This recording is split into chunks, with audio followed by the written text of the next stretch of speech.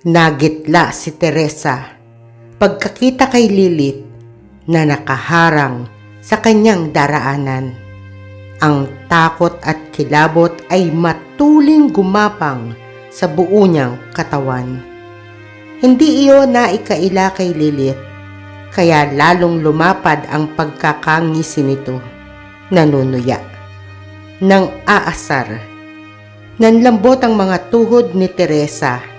Ang tapang ay tila yelong natunaw. Siyang-siya naman si Lilith. Habang kinakikitaan ng takot si Teresa, ay lalo itong nanakot. Pailalim itong nakatitig at ngiti ay nanatili sa sulok ng bibig.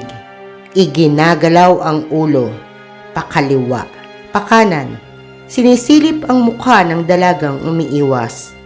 Humakbang ito palapit kay Teresa. Naigtad naman ang dalaga. At nang humakbang uli si Lilith palapit, humakbang naman si Teresa paurong. Natawa si Lilith. Tila kinikiliti. Sa bawat paghakbang nito pasugod, ay humahakbang naman si Teresa paurong. Balisang balisa. Malikot ang itim ng mga mata. Waring inaalam kung saan maaaring dumaan, kung saan pwedeng tumakbo upang makatakas.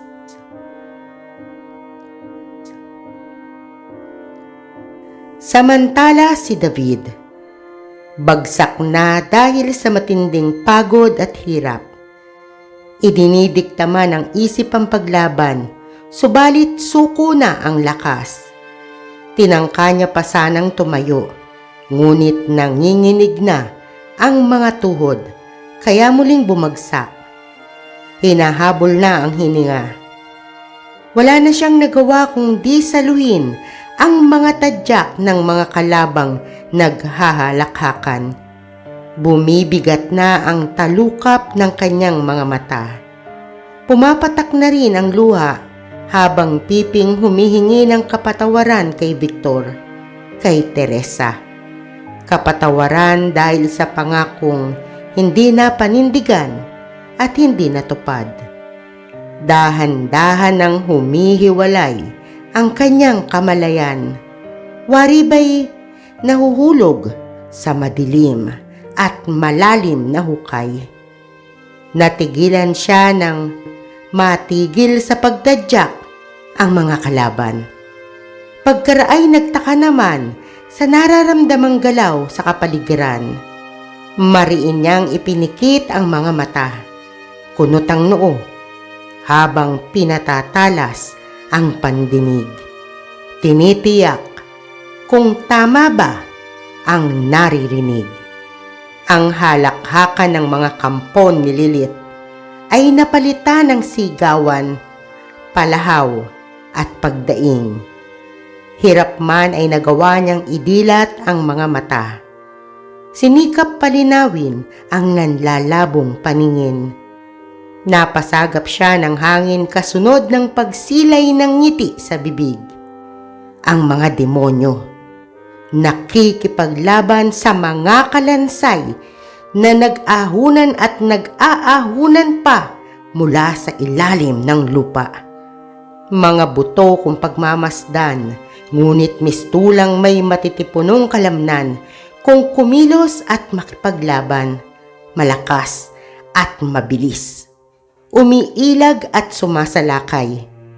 Nagbabaga ang mga mata sa matinding galit. Kamatayan ng mga dayong tumungtong sa kanilang lupang nasasakop ang mithiin. Nagtatangkang tumakas ang ibang mga demonyo, ngunit hindi pinapayagan ng mga ito. Walang ititirang buhay, lahat ay magbabayad.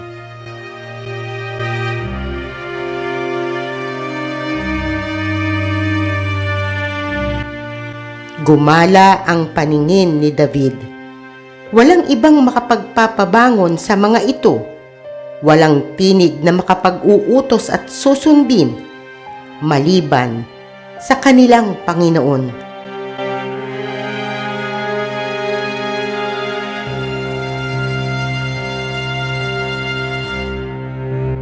Victor, nasambit niya pagkakita sa binatang vampirang paika-ikang naglalakad palabas sa madilim na kakahuyan. Naiyak siya sa tuwa, nabuhayan ang loob, kasabay ng pag-usbong ng pag-asa. Maililigtas na ang kastilyo laban sa nais sumakop. Maililigtas na rin ang dalagang naroon sa loob. Natawa siya, payak na pagtawang puno ng pasasalamat nang makalapit si Victor at iabot sa kanya ang kamay. Nagdaop ang kanilang mga palad.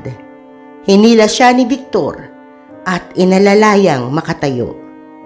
Maraming salamat sa pangangalaga sa ating kastilyo habang wala ako.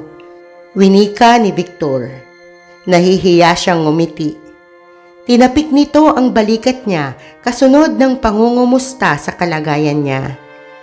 Mistulang hinaplos ng mahusay na manggagamot ang kanyang mga sugat. Ang pangingirot ay waring pinamanhid.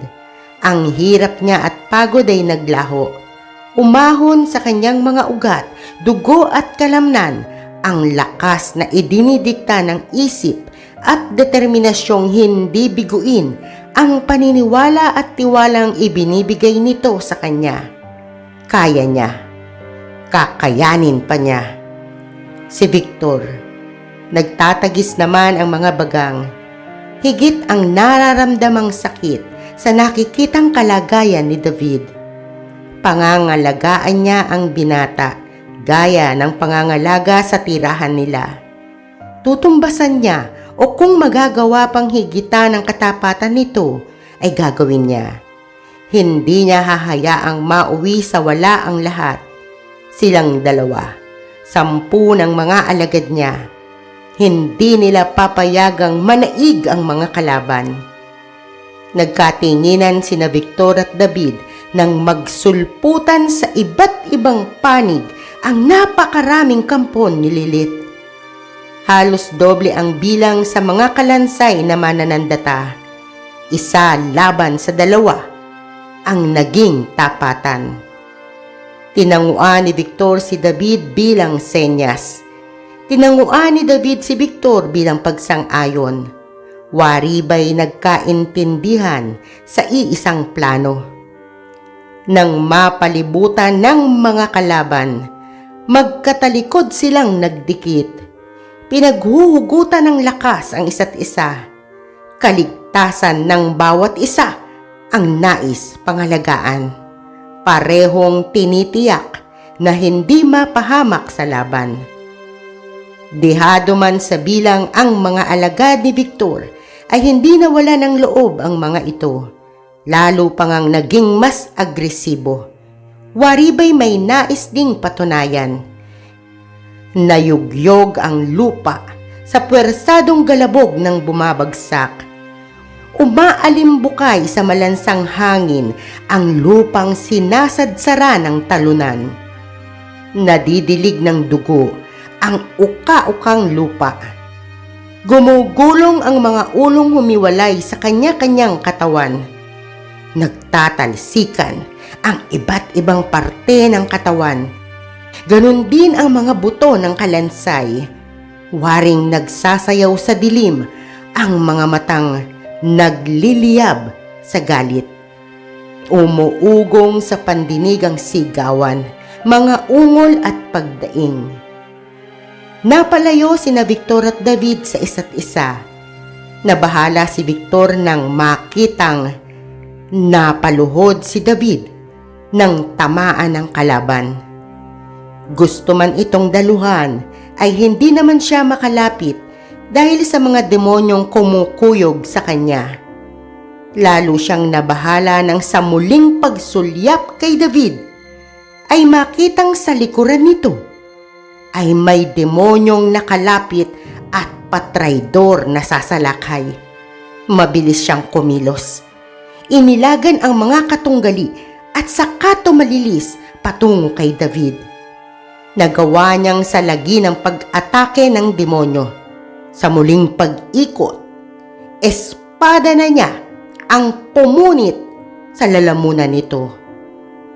Humahagunot sa hangin ang tunog ng espadang humahalihaw. Sandaling natigilan ang mga demonyo, umiilag, habang naghahanap ng tiyempo sa pagsalakay. Namataan iyon ang mga kalansay na malapit sa dalawa. Nagsuguran ang mga ito. Itinayo ni Victor si David. Inalalayang maglakad palayo sa naglalabanang mga demonyo at kalansay. Parehong humihingal. Wala silang kamalay-malay na ang taglay na lakas at kapangyarihan ay nabawasan dahil sa purong dugong ibinigay kay Teresa. Halos mawalan na ng malay si David. Habol na rin niya ang hininga. Iginala niya ang paningin. Inaalam kung walang kalabang papalapit. Kahit paano'y napayapa siya pagkakita sa mga alagad na siyang humaharang at nakikipaglaban upang hindi sila malapitan. Kailangan ni David makapagpahinga kahit sandali lang. Sinuri niya ang pinsala nito. Tumango ito katumbas ng mga salitang ayos lang at kaya pa nito na huwag siyang mag-alala. Tumango siya kasunod ng pagtapik sa balikat nito.